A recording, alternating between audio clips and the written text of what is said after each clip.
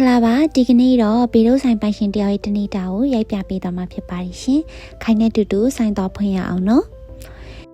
ခိုင်ကအခုရက်ပိုင်းမန်ကိုလက်ရှင်ဆိုင်မှာထိုင်ဖြစ်နေပါတယ်အဲ့တော့မန်ကိုလက်ရှင်ဆိုင်ရဲ့ရောက်ချင်းဆိုင်ဖွင့်မယ်ပြီးတော့ရုပ်လီထုံမယ်ပြီးတော့ဆိုင်ရှိမှာချိန်နေကြအထည်လေးချိတ်တယ်ပေါ့နော်